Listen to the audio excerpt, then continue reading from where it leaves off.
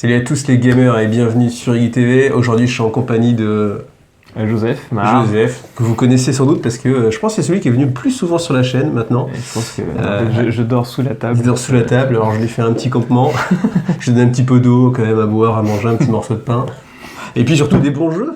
C'est important. Je découvre des jeux en même temps, donc moi ça me plaît, c'est cool. Voilà. Donc pour ceux qui ne connaissent pas, c'est le moment de faire la pub. Joseph de Mahar Prod, la chaîne Mahar Prod.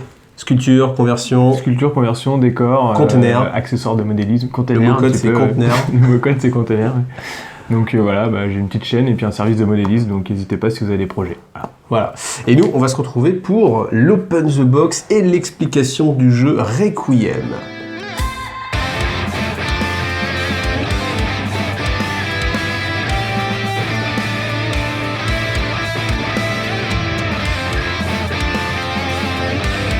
Requiem, Chevalier Vampire, le jeu, c'est un jeu où il y a des figurines, donc du coup c'est pour ça que ça m'a été envoyé. Donc ça m'a été envoyé par Asteroid Game et par Antoine Rio. Et donc Antoine, merci à toi, merci de ta patience surtout, parce que c'est vrai que quand tu m'avais contacté, tu m'avais dit je t'envoie la boîte, etc. Puis moi je t'avais dit, je le ferai peut-être pas tout de suite. J'ai peut-être besoin d'un petit peu de temps et j'ai mis presque 6 mois pour le faire. Mais en fait, à ma décharge, ce que j'ai voulu faire, en fait, c'est que dans un premier temps, je me suis dit, en fait, j'avais déjà lu Requiem. Pour ceux qui connaissent pas, c'est basé en fait d'une BD. Et du coup, j'avais déjà lu Requiem et je me suis dit, ce serait bien quand même pour cet Open the Box que du coup, je me remette un petit peu dans le bain. Donc, j'avais plus les BD. J'ai essayé de récupérer les BD. D'ailleurs, merci à Ludo et à Gringo qui me les ont prêtés. Et donc, du coup, j'ai voulu me retaper en fait toutes les BD pour me remettre vraiment dans le bain. Donc, le temps de se retaper les BD. Après, le temps passe, l'eau coule un petit peu sous les ponts, le sang coule dans les canaux, parce que c'est un peu le thème de Requiem. Donc pour ceux qui connaissent pas, c'est un univers assez obscur en fait. Ce qui se passe, c'est qu'une fois qu'on est mort, et bien du coup on va dans le monde de Requiem, qui est la version négative de la Terre, dans le sens positif, négatif, inversé, c'est-à-dire que les continents sont remplacés par de l'eau et inversement. Et en fait, si vous avez été très méchant, très vilain, si vous avez fait des grosses bêtises, vous êtes réincarné en vampire. Et en fait, suivant l'âge à laquelle vous êtes mort, si vous êtes mort à 50 ans par exemple, et bien du coup, vous démarrez à 50 ans. Et au fur et à mesure du temps, en fait, vous allez régénérer en fait, aller dans le sens inverse en fait, jusqu'à devenir bébé. Et une fois que vous êtes bébé, après vous vous réincarnez et ça repart pour un nouveau cycle. Voilà. Et suivant. Une sorte d'enfer permanent. Une sorte d'enfer permanent. Mais alors, c'est plutôt la fête parce que si vous avez fait le mal volontairement, vous êtes dans l'élite de l'élite, à savoir les chevaliers vampires, qui sont l'élite dirigeante en fait de ce monde-là. Et si vous êtes une victime, vous êtes un lémur et du coup, vous êtes aussi persécuté. Et votre but en fait, c'est de retrouver votre persécuteur, votre bourreau pour vous venger et afin de le faire expier. Voilà, donc ça c'est un petit peu la thématique et donc du coup moi je voulais me remplacer dedans. Alors, trop sérieux quoi, t'as voulu être sérieux. Ouais, j'ai voulu être sérieux, du coup j'ai... Mais l'avantage, Antoine, c'est que du coup j'ai bien pensé le jeu et du coup j'ai fait plusieurs parties et du coup je maîtrise bien le jeu, enfin suffisamment pour en faire un Open the Box qui sera au-delà d'un Open the Box aussi une expli partie. Enfin avec Joe on va déballer un petit peu le matos. Alors je lui ai montré un petit peu, je l'ai fait jouer déjà. Ouais, j'ai fait une micro-partie puis j'avais découvert le jeu dans un salon de figurines à Sartrouville d'ailleurs. Et donc j'avais vu vite fait une partie de loin mais j'avais pas participé donc je connais un peu le mécanisme de jeu et puis le visuel. Mais t'as pas vu toutes les figurines? Non, j'ai pas vu toutes les figurines. Parce que j'ai laissé en fait, vous verrez dedans il y a pas mal de figurines, il y en a que j'ai laissé pour que ça fasse plus surprise. Ok, donc déjà, hop, on va regarder un petit peu la boîte. Cette boîte, alors ça c'est la version Deluxe Mega Potatoes avec la totale. Donc sinon en fait il y a plusieurs façons d'acheter le jeu. Soit vous achetez vraiment la totale, qui est à, combien c'était le prix? Alors le pledge complet là, il est à 180 € celui-là. Voilà. Alors on peut le retrouver dans le magasin de la boutique en ligne de Asteroid Games. Et donc du coup je vous mettrai le lien bien sûr en description. Donc n'hésitez pas à aller voir les descriptions, là je mets pas mal de choses, j'essaye. Et c'est une très belle boîte. Là je pense qu'on est sur un jeu qui fait la part belle en fait au graphisme. C'est un graphisme hyper fort. Moi je connais moins Requiem, je connaissais beaucoup avant, il y avait le Chronique de la Lune Noire qui est la première série de BD que le dessinateur Olivier Ledroit avait fait. Et donc là, il repart et puis il a forcément évolué dans son niveau de dessin, donc il est sur des trucs... c'est encore plus décomplexé, je pense. Ouais, je pense que vous regardez dans les BD, il y a des planches qui sont absolument magnifiques, énormes même donc c'est vraiment des tableaux à part entière, et donc forcément, dans le jeu, ils ont repris cette iconographie-là, Donc c'est vraiment une belle boîte, quoi. Et la boîte, en fait, vous voyez, alors c'est un cube, et donc vous avez bien sûr la face du dessus, et vous avez aussi la face du dessous. Alors comment je vous la montre? Hop là, voilà, comme ça, qui est aussi travaillée. Vous l'avez vu? Je crois pas. Ouais, voilà. Ouais, d'accord. Bah, tu regarderas en vidéo, hein, regarde la vidéo, voilà. Et donc du coup, c'est déjà un bel objet, voilà. Et puis après, on verra aussi que le gros avantage d'avoir une telle licence, c'est que du coup, toutes les illustrations des cartes, c'est des pages des BD, des cases des BD, donc du coup, au niveau illustration, c'est dans le top de ce qu'on peut trouver. Après, on adhère ou pas au style de la BD Requiem, mais bon, voilà. Et après, le jeu, on va en parler. Alors, dans cette version Maxi Collector, vous avez en fait la boîte de base, plus les 6 premières boîtes d'extension. Voilà. Après, j'ai regardé aussi un petit peu ce qu'il y a. Donc, il y a aussi des tapis de jeu, donc les mettre. Donc, parce qu'en fait, vous allez mettre en fait des cartes qui vont constituer le plateau de jeu. Et c'est vrai que ça peut être sympa si on a un plateau. Ça fait un visuel en plus, puis bon, ça permet de pas abîmer trop vite les cartes non plus, hein, je pense. Ouais. Bon, je pense ça plus l'esthétique, je pense que c'est important. Ouais. Et sinon, l'autre façon d'avoir le jeu, et c'est comme ça que vous allez la trouver sans doute plus facilement, c'est la version box, qui est comme ceci. Et ouais, ok, j'utilise ça, c'est le pledge complet. Ça, c'est la boîte de base. Celle-là. Hop là. Alors tu dis pledge, mais c'est parce que ça a été lancé en Kickstarter, mais maintenant en fait on peut l'avoir en boutique. Hein. Ça, c'est, même chez les revendeurs, donc en boutique de jeux. Voilà, donc Requiem, Chevalier Empire. Donc cette boîte, c'est une boîte pour 2 joueurs où vous avez en fait les vampires et les ghouls. Voilà. Comme je vous dis, le côté esthétique va vraiment être mis en avant. Si vous aimez le travail de Ledroit, c'est top. Et après le jeu. Eh ben, on va en parler au fur et à mesure, après l'Open the Box. Mais c'est un jeu qui a plusieurs levels, en fait. C'est-à-dire que sur le début, je trouvais que c'était un petit peu simple, un petit peu simpliste, en fait. Mais c'est vrai que dans les règles avancées, tout de suite, le jeu prend beaucoup plus d'ampleur. Et on va en parler un petit peu. Je vais vous faire une petite explique partie. Mais en attendant, on va vraiment regarder le matériel de jeu. Donc, qu'est-ce qu'on a? On a le livret de règles. Donc après, voilà, c'est moche évidemment, tac, voilà, vous avez rien vu, bah super, nickel. Voilà, donc il vous explique à chaque fois comment jouer. Alors les pages jaunes, c'est les pages vraiment initiation, et les pages bleues, c'est les pages règles complémentaires. Donc si vous voulez vraiment rentrer dans le jeu, prenez uniquement les pages jaunes. Moi je vous expliquais un petit peu les règles complémentaires, parce que les pages jaunes, c'est vraiment très très simple, en général vous le faites pour votre première partie, mais c'est sûr que la deuxième, vous avez envie d'avoir un petit peu plus loin. Et l'avantage aussi, c'est que du fait de la licence, on a toujours en fait des belles illustrations comme ça sur les côtés, pour vous mettre en fait dans l'ambiance. Voilà. Vraiment, il y a un petit reflet, je te laisse juger parce que je vois pas le... Voilà. Tac. Et vous voyez que du coup, pour le fascicule, il y a beaucoup de pages, mais en fait, vous voyez qu'il y a au moins la moitié, même plus, de pris par les illustrations. Tac. Voilà. Évidemment, un petit rappel, vous avez les vampires et les ghouls, et ça en fait c'est l'équivalent d'un codex pour ceux à qui ça parle. Ce qui est important, c'est la valeur d'initiative, ça on y reviendra tout à l'heure, et puis vous avez ici le détail de tout ce qu'il y a en termes de cartes avec une petite explication. Normalement, ça ne doit pas poser trop de soucis. Voilà. Et ça, c'est le récapitulatif des illustrations, des icônes, parce qu'en fait, c'est un jeu d'icônes. C'est-à-dire que sur les cartes, une fois que vous avez compris le système d'icônes, tout est super rapide. À chaque fois, vous avez ce système-là, une petite protection. Et qu'est-ce que vous allez trouver? Des figurines, bien sûr. Parce que nous, on aime les figurines. Alors oui, comme on a retourné la boîte dans tous les sens. Ouais, voilà. Donc du coup... Parce que normalement, vous avez ça dans des petits sachets. Hein, oui, c'est vrai que c'était bien en bandage, je vais dire, mais c'est parce qu'on l'a retourné pour voir l'illustration du dos. Alors, qu'est-ce que vous retrouvez? Des figurines. Là, vous avez 2 factions. On va commencer par les vampires. Et donc, à chaque fois, quelle que soit la faction que vous allez avoir 5 personnages de base, on va dire 5 soldats. Voilà, vous allez avoir 2 bases qui vont être ce qu'on va avoir à côté. On va essayer de les faire en gros plan. Et vous avez surtout le héros. Et bien, vas-y, je te laisse commenter niveau qualité de figurine. Et alors c'est une échelle qui est un tout petit peu plus petite que ce que vous avez l'habitude de voir. Hein. Donc je dirais que c'est du 25 mm, c'est un peu plus petit. Donc du coup c'est plus fin. Enfin, c'est plus fin, ça se veut plus fin dans les détails, ça va forcément être un tout petit peu plus restreint. Mais on reste dans du pion de jeu avec du plastique comme on voit dans les Kickstarter, hein, c'est un peu souple et tout. Il y a des détails qui sont peut-être un peu gros. Bon là, la cape, elle est vraiment... mais bon, c'est des impératifs de production, je pense. Hein. Je trouve que ces figurines sont pas mal. Après, alors c'est peut-être faussé pour moi, je les ai vues directement peintes quand j'étais sur le salon par un peintre professionnel et j'ai trouvé que ça donnait vraiment bien. Hein. Là, on imagine bien le personnage principal à peindre, il doit être sympa quand même avec... les 2 pans de cape qui reviennent sur son corps, c'est toujours des trucs qui sont cool à faire en peinture. Une de moulage un petit peu légère. Voilà, mais après, si vous voulez préparer les figurines, ça se fait. Hein, mais je sais pas, en tout cas, les volumes sont bien respectés pour les figurines par rapport aux illustrations de la boîte, quoi, et puis des BD. Et je trouve que c'est sympa. Donc là, c'est une petite base en mode... Alors, c'est que des bases qui sont volantes. Hein, donc là, c'est une sorte de...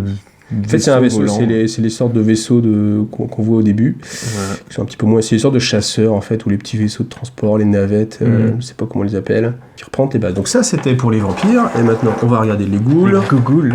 Alors, donc c'est pareil. Vous avez 5 soldats. Donc voilà les soldats. Donc ambiance un petit peu squelette pirate. Alors là, j'avoue que sur celui-ci, je trouve que la sculpture elle est un peu moins top sur tous les côtes là. Ouais. Bon après on est sur c'est pareil, ils doivent respecter les visuels de la BD, je pense un peu, tu vois, c'est pas. Mais par rapport à d'autres figurines qu'on verra plus tard, je trouve que celle-ci il faut un petit peu moins rêver. Voilà. Après, on va montrer, je garde le meilleur pour la fin. La petite base, voilà. Donc il y a un bateau pirate volant qui est assez mignon, je dois dire. Un petit dirigeable, tout à fait. Tout à fait. Merci pour ton expertise. Oh, le petit crâne, là, ça te fait pas penser à un truc ? Si, Albator, mais... Enfin, moi, ça me fait penser à... Toi aussi ? Non, c'était ça, ouais. C'était le bateau d'Emeralda. Il y avait un truc comme ça. Ouais, c'était la femme pirate. Et justement, en parlant de femme pirate, on a une maîtresse, je crois qu'elle s'appelle Vénus, celle-ci. Lady Vénus, un truc comme ça. Lady Vénus. Donc, qui est justement l'héroïne. Donc équipé avec alors je crois que c'est un nom, mais c'est des expurgateurs, ou je sais pas. Ça a des noms très évocateurs. Puis voilà, figurine qui est pas mal, celle-ci je trouve déjà un petit peu plus sympa. Après, je préfère aussi les côtes de celle-ci. Ah oui, j'imagine bien. Mais je pense que c'est pareil. Hein, après, bien peint avec des bons petits éclaircissements. Ouais. Bon, bah voilà, ça reste des figurines de jeu, on n'est pas sur le jeu 100% figurine. Ouais, mais si vous aimez le travail, je pense que ça respecte bien en fait le travail de l'auteur. Donc qu'est-ce que vous allez trouver aussi ? Vous allez trouver en fait des petits tokens. Alors, les petits tokens, c'est vraiment pour vous en rappeler, parce que ça vous donne un bonus qui est tout de suite utilisé en fait. On le verra dans la partie. Donc c'est un petit peu accessoire, voilà. Et ensuite, vous allez trouver tout un paquet de cartes. Alors, on va pas commencer par celle-ci. Alors, on va commencer par celle-ci. Donc le principe, c'est que vous allez faire un carré avec ces petites cases-là, qui sont double face. Une face qui s'appelle case terrain. Voilà, vous avez un faubourg. Et une face de l'autre côté, en ruine. Donc vous avez le même dessin avec les mêmes ressources, mais le bord est noir en fait. Et en fait, ça va être une grosse mécanique du jeu, c'est le côté blanc et le côté noir. Il y a des factions qui vont être plus fortes sur le côté blanc, d'autres plus fortes sur le côté noir, d'autres qui vont être entre les deux, etc.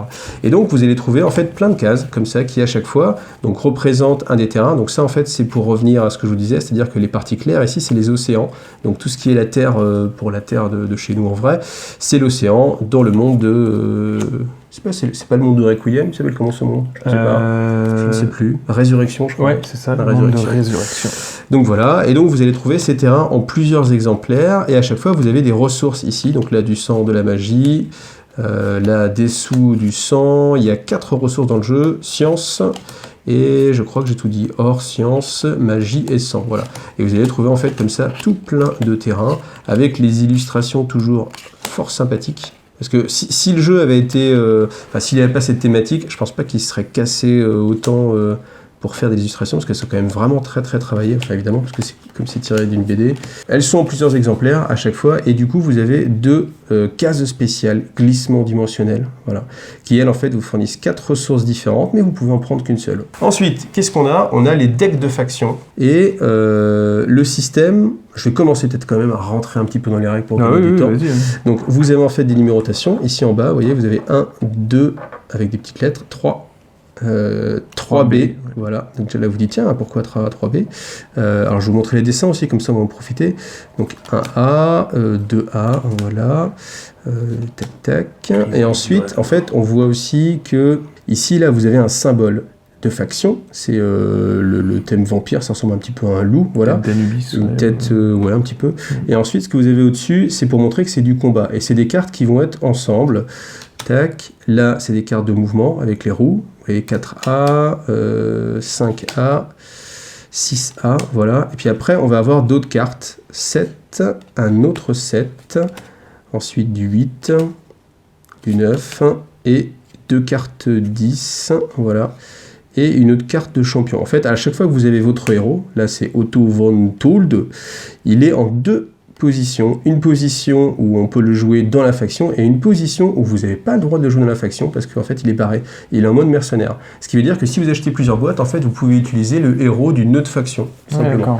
Et en fait le système de construction de deck, tout simplement, c'est qu'il vous faut des cartes de 1 à 10 et en respectant ce symbole-là. Donc du coup, quand vous avez 7A, 7B, ça veut dire que vous allez choisir justement une des deux. Voilà. Donc c'est la petite partie un petit peu customisation de son armée, ce qui veut dire qu'avec une armée donnée, on peut quand même un petit peu orienter en fait son jeu. Alors les ghouls, tac, donc là les zombies. Là je vous montrais juste un petit peu les illustrations.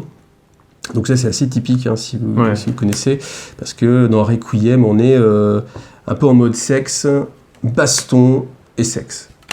Baston aussi un petit peu. Et rebaston. Et rebaston. Je sais pas si ce qui est le plus ça. Sans sexe. Ah non, si avec sexe. Sans, oui. Sans SNG. Ouais. Et voilà. Tac. Bon, c'est assez adulte, bien sûr, assez mature. Tac, voilà. Dame Vénus. Tac. Et voilà, qui existe dans ces deux versions. Et voilà, trône de la guilde. Voilà. Et on va regarder maintenant les différentes boîtes qui sont là. Donc ensuite, dans cette boîte-là, alors je crois que je vous ai mis de gauche à droite, vous avez d'autres boîtes d'extension. Ces boîtes d'extension, vous pouvez les acheter seules. Alors là, le prix de la boîte de base, c'était 39, je crois, 40 40, ouais, je crois 40. Voilà, les extensions sont à 25, sauf une qui est à 15, qui est une extension un petit peu particulière, où il y a un petit peu moins de choses. Et puis voilà, donc comment ça se présente, toujours avec un format un petit peu... glissière, voilà, on peut regarder un petit peu le dessin, et à chaque fois dedans vous allez avoir une armée complète qui va toujours se constituer en fait de 5 soldats, 2 bases, et puis t'as pas vu ces figurines là? Non, j'ai pas vu. Alors du coup on va regarder les petits lémures, donc ça va être les soldats, voilà, donc les âmes un petit peu en peine. Ouais, une sorte d'esprit. Ok. Ouais, ça, j'avais pas vu. Donc ça, très facile à peindre au contraste. Rouge blanc, un coup de contraste et c'est formidable. Et si vous savez pas ce que c'est que le contraste, je vous emmène sur la fiche qui est ici. Et puis comme ça, vous regardez un petit peu ce que c'est que le contraste, qui est vraiment une bonne chose quand on n'aime pas trop peindre et qu'on a envie quand même d'avoir des figurines plein de la gueule. Ensuite, vous avez les bases, voilà. Donc là, c'est une sorte d'arbre torturé avec des âmes, des corps... Voilà, très... Des corps bloqués à l'intérieur. Ouais, donc voilà, ça bien sûr, vous en avez 2, et je garde le meilleur pour la fin. Et moi, c'est une de mes figurines préférées. Ah oui. Voilà, là on est sur de la grosse figue. La grosse figue. Et donc c'est, comment il s'appelle Torquemada. Torquemada qui était un inquisiteur, qui du coup apparaît dans le monde justement de Requiem. Et c'est donc du coup le héros. Et là on voit qu'il a quand même une taille assez conséquente. On le met à côté d'Otto, voilà. Sachant que Otto est déjà un peu plus grand que les figurines de base. On a un chevalier, enfin un vampire de base à côté, un pion. Hop. Donc on est sur la grosse bébête. Ouais, 28 mm, là on est sur du 35 et puis après c'est plus... Alors je vais peut-être pas détailler, est-ce que vous voulez que je détaille les cartes ou pas? Je ne sais pas parce que vous pouvez pas me répondre. Alors je vais peut-être vous les faire défiler juste pour le visuel, il y en a pas beaucoup, il y en a une petite douzaine, donc voilà. Après comme ça, je les fais défiler. Ah oui, alors je vous ai dit, ça, voilà, c'est pour ça qu'on les fait défiler. C'est une carte très très mature. Démonétisation. Voilà. Attention. Ensuite terre brûlée, voilà. Et on voit que les loups-garous sont vraiment immenses. Ouais, c'est normal. Les petits mandragores. Donc voilà. Et en fait, ce qui est intéressant, c'est que chaque faction a son style de jeu. Peut-être que je peux vous parler de ça un petit peu, quoique c'est un petit peu bête de le faire. Il y a 5 factions. Maintenant. Je vais vous en parler un petit peu après, je vais essayer d'y penser. Et là, du coup, on va avoir 1, 2, 3, 4, 5, 6 factions. Donc sur cette boîte-là, vous avez 6 factions, 6 choix différents. Sachant qu'avec justement les extensions, on peut jouer jusqu'à 4 joueurs. La boîte de base, c'est 2 joueurs. Et si vous avez les extensions, c'est jusqu'à 4 joueurs. Voilà. Boîte numéro 2. L'extension Hellfire, le Hellfire Club. Donc là c'est parti. Alors, je vous montre là comme ça, peut-être c'était plus facile. Vu que mon homme trépied n'a pas voulu prendre la Fire. Ok. Message subliminal. Donc vous avez à chaque fois le petit fascicule comme ça qui va vous détailler ce que vous allez avoir à l'intérieur et puis une toute petite ligne un petit peu sur l'historique et puis le style de jeu. Voilà. Donc on va regarder aussi bien sûr les figurines, parce que ce qu'on aime sur les guides, c'est les figurines. Et là, vous voyez qu'en fait, les boîtes, même si on n'est plus sur du jeu de société quand même, on est quand même bien rempli et vous achetez des figurines. Et là, ça va parce qu'on voit le côté lunettes de soleil en fait. Ouais. Il ressemble à... Il y a un personnage, je sais plus comment il s'appelle, qui est un... comment il s'appelle? J'ai bien fait de les lire parce que je ne me rappelle plus. Mais du coup, qui a les lunettes comme ça, un vampire. Donc c'est assez cool. Hop là, voilà. Ensuite, qu'est-ce qu'on a? Les bases. Alors les bases, c'est les petits chasseurs, là, comme ça.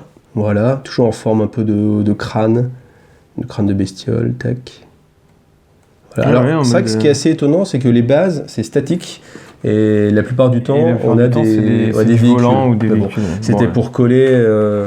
C'est vrai que c'est assez caractéristique. Et lui, on est sur une très grosse figurine aussi. Alors, elle est un petit peu. Le plastique, vous voyez, le plastique est un petit peu souple. Il faudra la retordre un petit peu. Mais là, on est sur une très grosse figurine aussi. Voilà. On peut mettre encore peut-être une. Si on va le mettre à côté de ces autres persos, vous voyez la différence de taille.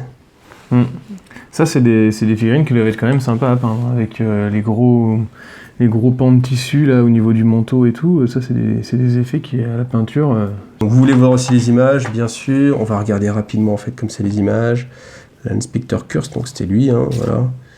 Et là, vous avez, les soldats, tac. Voilà. Donc, pour ceux qui ont lu les BD, comme ça, je pense que ça doit vous rappeler de bons souvenirs. Enfin, si vous avez aimé, bien sûr. Clac. Ouais, il y a un petit côté Madeleine de Proust pour ceux qui kiffent l'univers d'Olivier Ledroit. Ça fait longtemps, ça rappelle des choses. Ça fait longtemps que c'est sorti. Troisième extension, on a les scientifiques, les archéologistes. Voilà. Qui sont des petites... Alors, ils ont vraiment un style de jeu particulier. Et...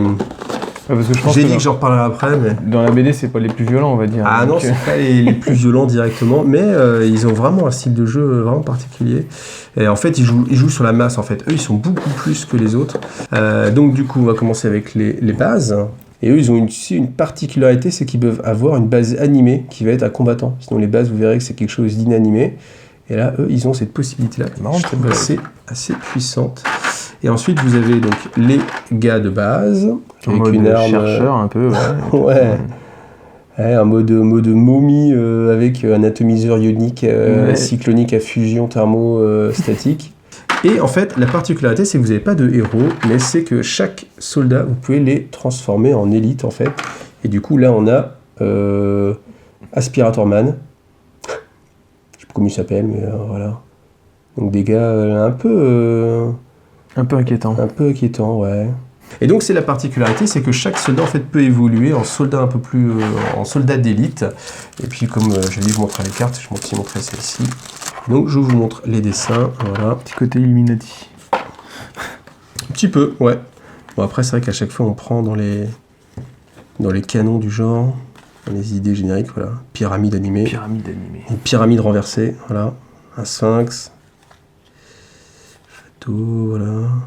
C'est assez rigolo aussi. Enfin, il y a des bons passages dans Requiem. Tac. En tout cas, moi, ça m'a fait plaisir de les relire. Voilà. Ensuite, dernière extension, dernier peuple, si je ne dis pas de bêtises, je ne dis pas de bêtises, on a les dragons, en fait. Donc là, on peut regarder un petit peu l'illustration. Voilà, comme ceci. Et donc, chaque boîte, je vous disais, coûte 25 €. 25 € pour avoir 5, 6, 7, 8 figurines ou plus dans le cas des... Oui, ça dépend des boîtes. Vraiment. Ouais. Donc, nous avons les soldats. Donc, les soldats, voilà. Donc, ils sont des lézards. Des lézards napoléoniens, un petit peu. Des lézards napoléoniens, ouais. Avec ce style-là, très caractéristique. Ah, c'est vrai que la redingote va bien avec la queue, étant donné que les deux pans sont séparés. Bah voilà, on croirait que ça a été fait pour. Ensuite, les bases. Alors là, les bases aussi sont assez sympas. Là, c'est des dragons, c'est une sorte de méga dragons animés. Avec une espèce de chapeau. Ouais, c'est une sorte de base volante. C'est assez grand. Ils ont un truc sur le dos. Ouais, c'est ça, tu vois.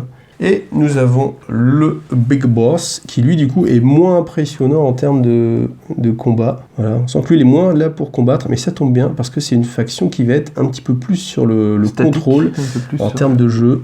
Il est marrant, celui-là. Ouais, c'est un mix. Le concept est marrant. Et puis c'est pareil, comme on est parti, je vais vous faire passer les illustrations aussi. Tac, tac, tac.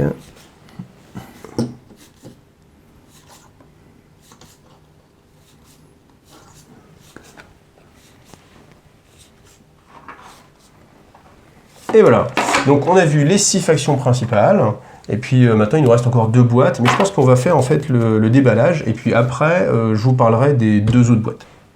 Donc voilà le jeu déployé. Alors comment ça se passe? Vous avez des cartes, vous les piochez aléatoirement, vous mettez de côté les 2 cartes qui s'appellent glissement temporel. Tiens, je vais te retourner, faire le trépied, tac tac.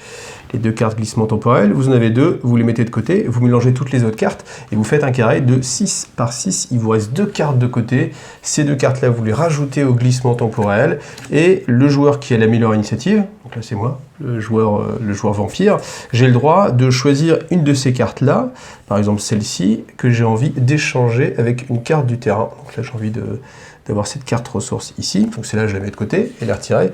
Toi tu as le droit d'en prendre 2 et puis de faire ce même échange, tu n'es pas obligé, on va dire que ça te va. Et moi du coup, il me reste encore la possibilité de le refaire une fois, d'accord? Une fois moi, 2 fois toi, une fois moi. Ce qui fait qu'on a un tout petit peu de contrôle sur les cases de terrain. Et on verra que sur chacune des factions, ça peut être important d'avoir le bon terrain qui va bien. Par exemple les vampires, eux évidemment, c'est la ressource du sang qui va pouvoir booster en fait votre faction. Pour les ghouls, c'est l'or plutôt, et pour chaque faction comme ça on aura des petits bonus. Donc ça peut être intéressant d'avoir en plus du côté aléatoire ce petit côté contrôle. Après par contre, c'est un jeu très très stratégique parce que une fois qu'on a fait cette étape-là, il n'y a aucun hasard dans le jeu, c'est-à-dire que tout le reste du jeu va se passer uniquement sur les choix, le bluff et la stratégie et l'aspect tactique en fait du jeu. C'est un jeu où il n'y a pas de dés, donc moi ça me va. Mais non, mais t'es mauvais en dés, justement. Ah oui, justement. Mais là, t'as aucune chance, parce qu'avant, ça te sauvait. On pouvait dire, Joe, il a perdu parce qu'il est mauvais en dés. Ouais, là les gens, ils vont vraiment savoir. Ouais, ils vont vraiment savoir que c'est pas des dés. Donc, ensuite, autre étape, c'est que vous faites, tiens, je veux bien que tu filmes par ici, vous faites en fait votre deck, donc vous n'avez pas le choix, vous devez faire 1, 2, 3, 4, 5, 6, 7, 8, 9. Là, c'est l'ensemble des cartes qui me sont disponibles, donc la carte 1, j'ai pas le choix, la carte 2, j'ai pas le choix, la carte 3, j'ai le choix, et donc là, on peut les retourner, et vous voyez que les aptitudes vont être un petit peu différentes. Je vais pas rentrer forcément dans le détail, mais on va dire que celle-ci ne me plaît pas, donc je la mets de côté, voilà. Ensuite, comme ces cartes ont le même icône, vous voyez, niveau 1, niveau 2, niveau 3, c'est des cartes qui sont des améliorations d'elles-mêmes. Donc du coup, je les empile, comme ceci, et je vais d'abord être obligé de payer celle-ci, avec les ressources qu'il y a là, donc un sang et un icône magie, avant d'avoir le droit d'améliorer et de gagner les bonus. Voilà.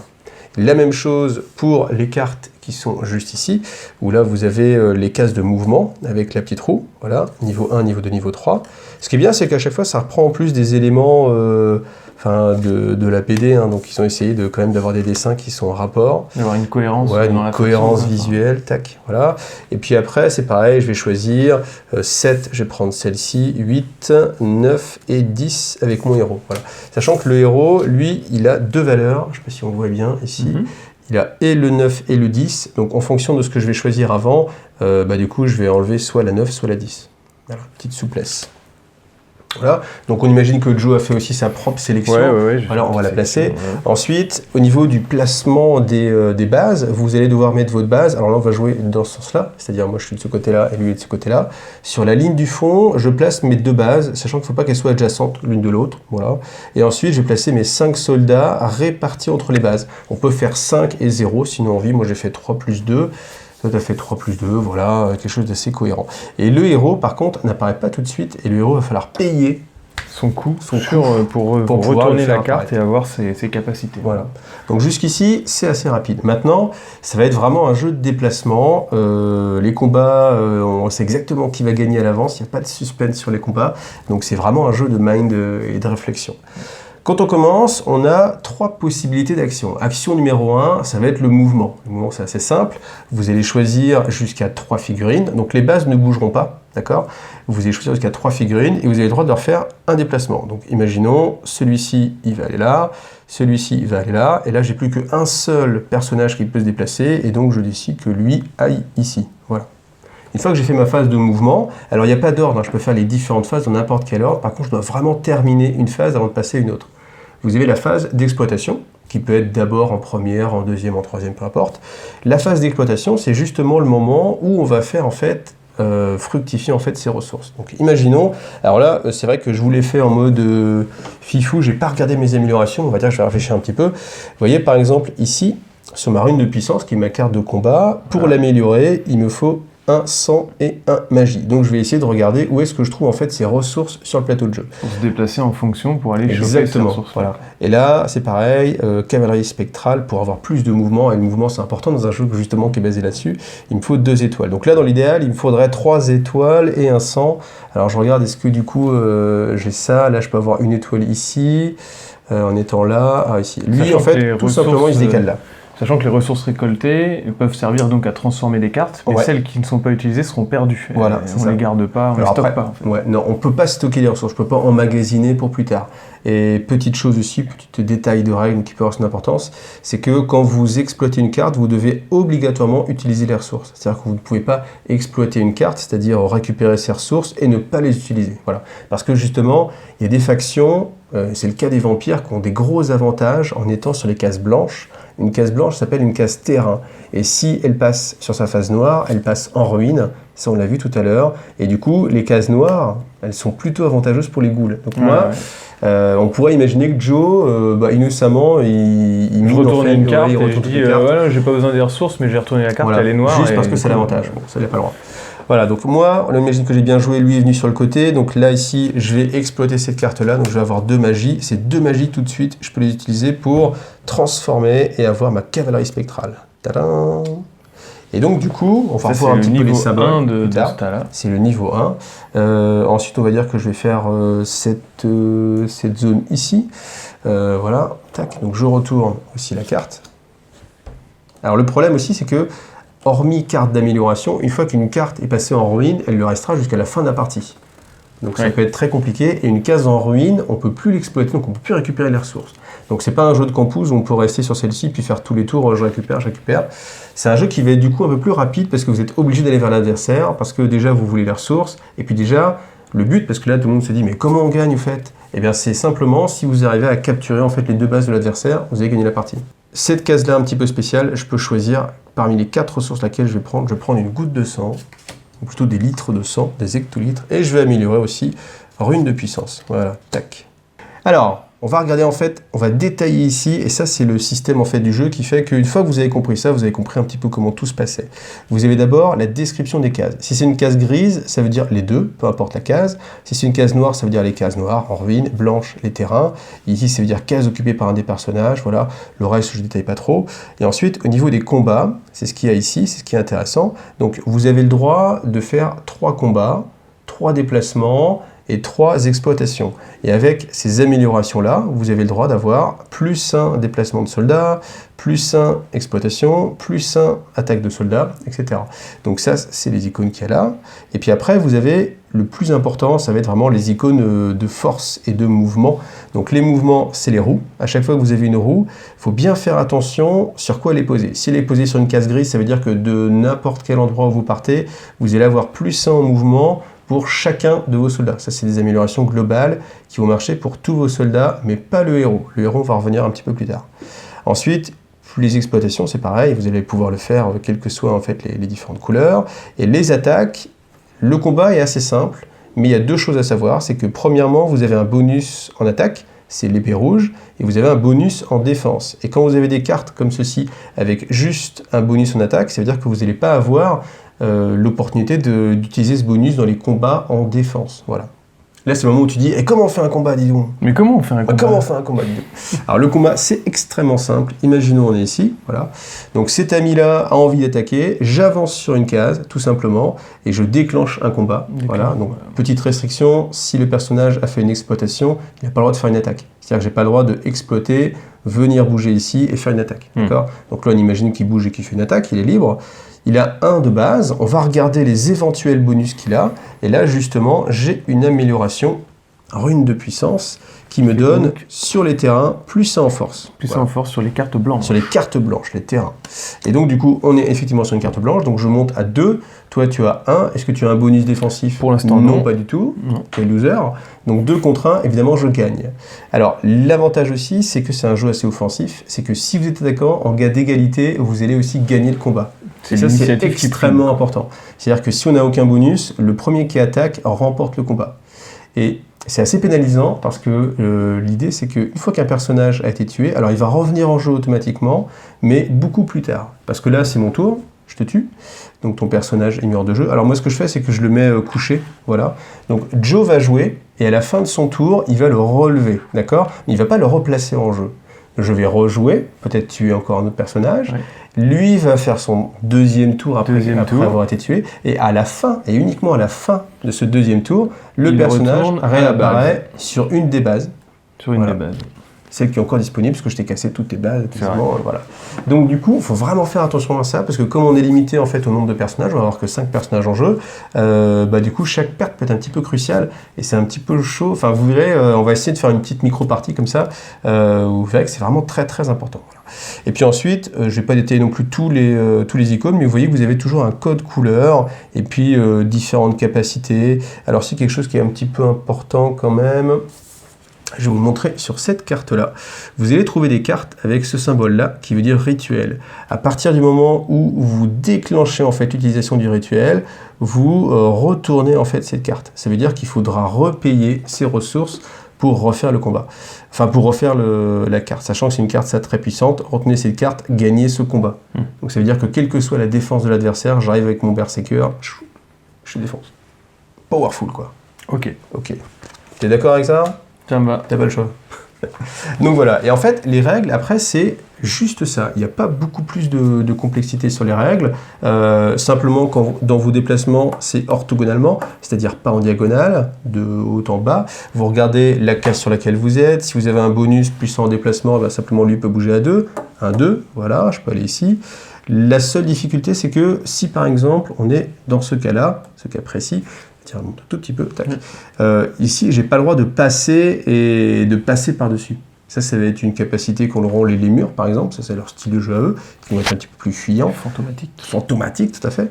Mais là, du coup, en fait, tu fais barrage. Et du coup, si je veux aller à ta base, je suis obligé de passer par là. Ou alors, à moins d'avoir un super mouvement, mais genre plus 1, plus 2, plus 3, tac, et venir ici.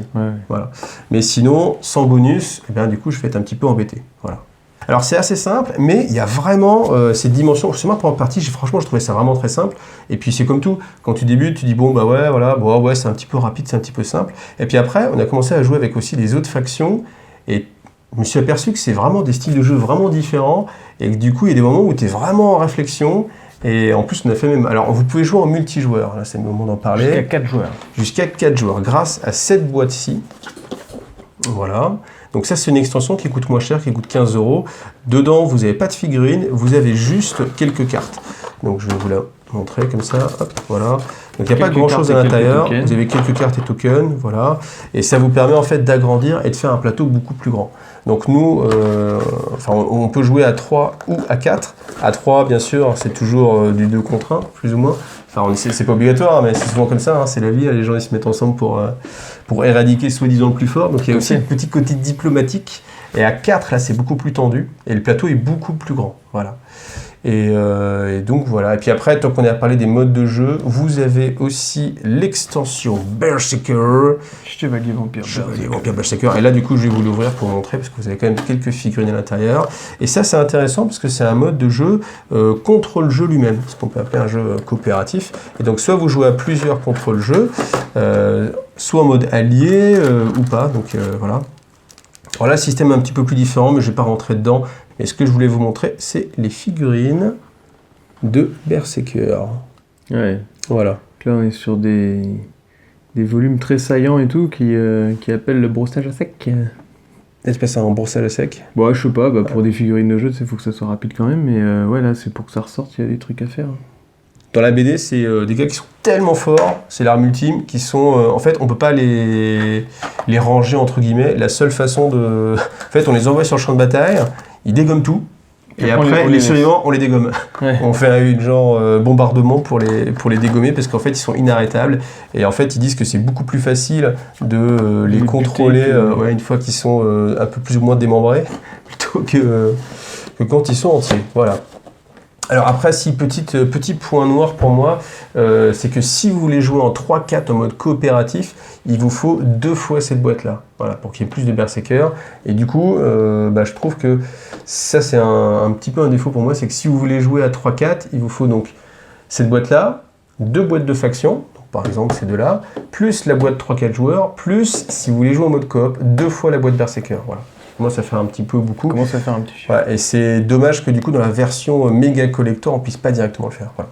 Mais ce qui vous empêche pas quand même d'avoir après, si vous voulez pas jouer en mode coop, que vous aimez bien vous taper dessus, et ben là vous avez directement de quoi faire. Donc les vampires c'est une faction qui est assez simple à jouer. Pour débuter, c'est pour ça qu'il est dans la boîte de base.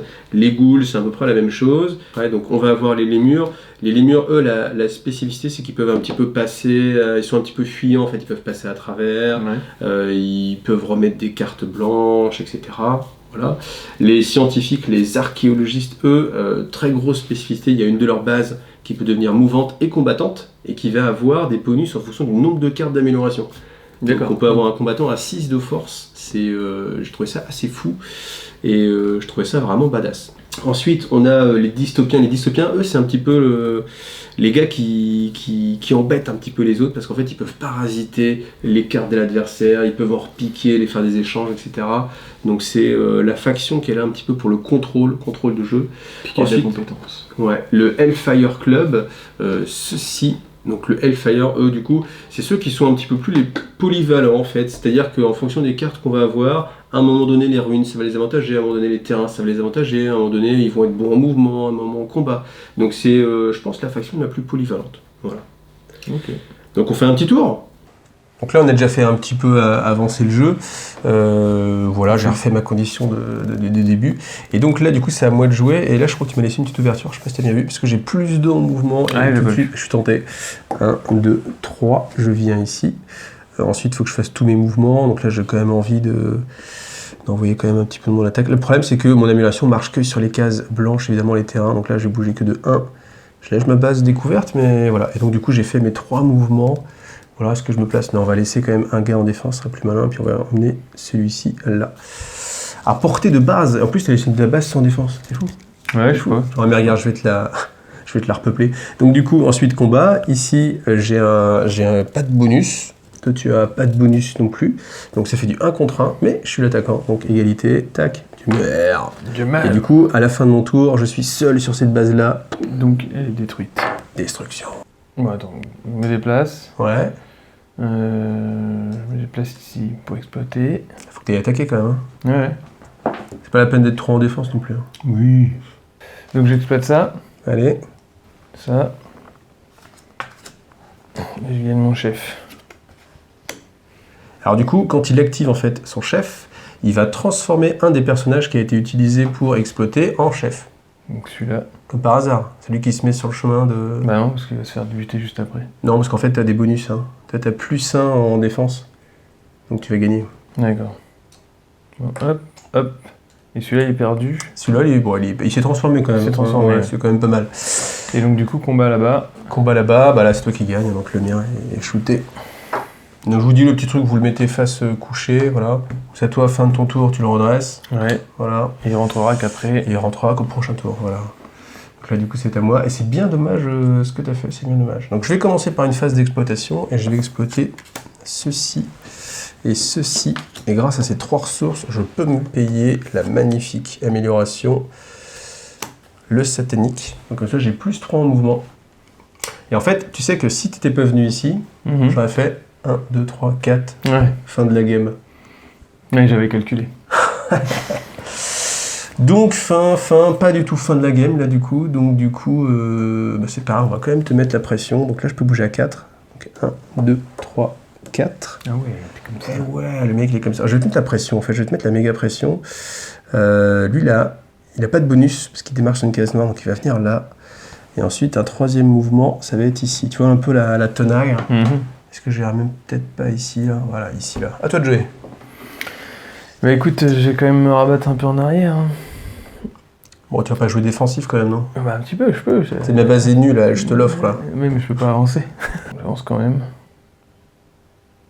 1. T'as plus 1 tout le temps, donc tu peux faire 2 cases. 1, 2. Non, oui, c'est ça. Et 3e déplacement et dernier déplacement. Va-t-il sauver sa base? Il vient sauver sa base. 3. Alors en fait, là, c'est un moment important du jeu en fait. Parce que pourquoi tu voulais exploiter? Ouais, pour essayer de retourner celle-là, mais j'ai pas de Ouais, il te manque une ressource en fait. Comme du coup, si tu es sur des cases déjà exploitées. Et en fait, ça va tout changer quand ça va être à moi de jouer. C'est à moi de jouer. Je t'en prie. Donc bien sûr, j'envoie mon perso ici au combat, parce que je suis un petit peu... j'ai envie de combattre fifou, là, je vais venir ici aussi, là. Et puis j'ai un troisième gars qui peut bouger, on va dire lui, là. 1, 2, 3, 4, tac, ici. On commence par ce combat-là. Donc ta chef a +1 en défense. En défense. Voilà. Moi, j'ai +1 en attaque. Donc ça fait 2 contre 2. Égalité. Allez, bye bye, Mélis, Vénus. Donc du coup, là, je retourne la carte et je devrais la qu'il repaye son chef si jamais il perd pas tout de suite. Et deuxième combat, ça va être assez rapide. Du coup, là, comme c'est une case blanche, j'ai mon bonus de combat. Et toi, tu n'as pas ton bonus de défense. Alors que si ça avait été une case noire, il aurait pu avoir son bonus. Donc du coup, je tue ton soldat. Et à la fin du tour, comme la base est vide, hop là, victoire des vampires. De toute façon, c'est des parties qui sont assez rapides. Il y a marqué 45 minutes sur la boîte. Bon, là, si, ça peut. En fait, ça peut, parce que là, en fait, on y a été en mode très très agressif. Mais c'est vrai qu'après, il y a un côté beaucoup plus défensif. Donc, voilà. Donc c'est un jeu, pour moi, conclusion qui est tout à fait une demi-partie, on va dire. Moi, j'ai fait un peu plus de parties. C'est un jeu qui gagne vraiment à être connu, et quand vous êtes joué, après, ça dépend de son style de jeu. Mais moi, j'avoue que le style des vampires, j'aime un petit peu moins. Moi, je suis un joueur plutôt contrôle. Ouais. J'aime bien qu'on peut magouiller un petit peu. Et les vampires, c'est un petit peu pour rentrer dedans. C'est un petit peu l'armée de roche. Moi, je préfère des factions un petit peu comme justement archéologistes ou les lémurs. On va un petit peu plus forter, préparer des petits combos. Mais c'est assez. Il y a vraiment une dimension quand on commence à vraiment réfléchir au jeu, parce qu'il n'y a pas de hasard en fait. C'est ça qui est fou.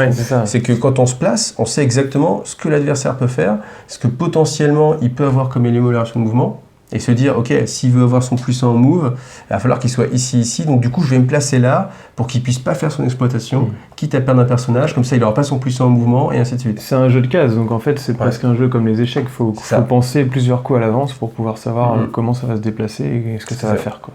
Perso, les figues, je trouve que c'est pas mal. Ça reprend bien l'univers de Requiem. Les cartes, plutôt esthétiques. Après, c'est vrai que toujours en train de retourner un petit peu les cartes, un petit peu côté laborieux.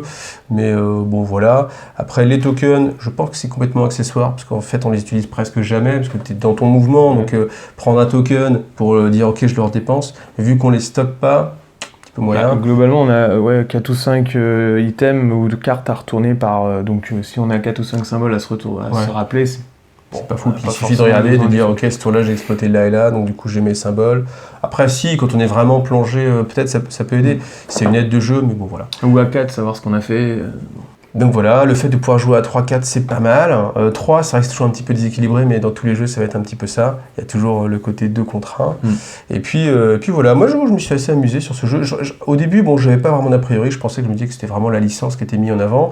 Mais au final, le jeu est assez sympathique. Et le fait justement qu'il y ait plusieurs factions, s'il y a vraiment que les factions de base, je pense qu'on s'ennuiera un petit peu vite, mais avec toutes les factions qui viennent après, c'est tout de suite un peu plus intéressant. Voilà. Puis essayez de voir un petit peu comme ça, peut-être les factions qui vous plaisent. Alors j'ai pas essayé le mode coopératif avec le Berserker, parce qu'on voulait jouer à plusieurs, et c'est là justement qu'on s'est aperçu qu'il manquait... Ça c'est aussi peut-être un petit peu le point noir pour moi, le fait qu'il faille acheter 2 boîtes de Berserker pour jouer à 3-4, ça commence à faire un petit investissement. Toi la parole. Moi je serais plus dans le côté vraiment purement esthétique, parce que le jeu je connais moins. Mais je trouve que c'est un jeu qui est réussi, parce que visuellement c'est intéressant d'avoir un plateau comme ça. Moi perso, c'est la première fois que je vois un système de jeu avec des cartes à retourner comme ça. Je connais pas d'autres jeux, alors toi t'en connais plus que moi. Et puis comme tu disais, les figurines sont quand même très correctes pour les pions, par exemple pour le côté pion de jeu et tout. Puis ils ont un détail qui est sympa. Je pense qu'on peut se faire plaisir quand même. Je pense que c'est sympa. Et puis on a tous les visuels pour se référer, donc c'est sympa, quoi. Non, je pense que c'est assez facile d'accès. C'est aussi ça, c'est un petit peu comme les jeux, les échecs par exemple. On va reprendre le grand classique. C'est très facile à jouer parce qu'on sait vite comment se déplacent en fait les pions, les pions, les dames, etc. Mais après, c'est vraiment de la réflexion. Il n'y a aucun hasard. C'est vraiment de la planification. Et c'est assez puissant. Et on retrouve ce côté-là en fait dans le jeu. Puis là, vous aurez une certaine durée de vie dans un sens du jeu, puisque le plateau est complètement. À chaque fois, ça change, quoi. Il y a une part d'apprentissage aussi.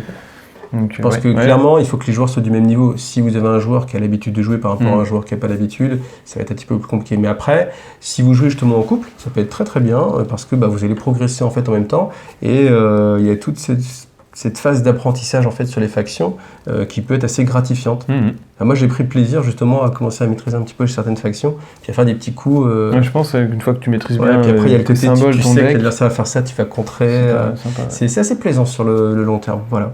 Donc voilà. Merci Joe, encore une fois. Allez sur sa chaîne. Prod. Abonnez-vous si c'est pas le cas. Merci à tous ceux. Ah oui, tiens, merci à tous ceux qui m'ont permis d'avoir ce magnifique trophée. Donc c'est pas le trophée officiel. Le trophée des 10 000. Et ouais, le trophée n'existe pas. Hein. Ouais. En fait, quand vous atteignez les 100 000 abonnés, ce qui sera sans doute jamais le cas, vous avez un petit coffret de YouTube avec une petite plate comme ça. Et puis comme j'ai des amis qui ont envie de me faire plaisir, voilà, là c'est le petit trophée des 10 000 spécial production, Marprod production. Donc voilà, du coup, hop, voilà pour la petite déco. Et merci à tous, encore une fois. À bientôt. À bientôt. Salut. Salut.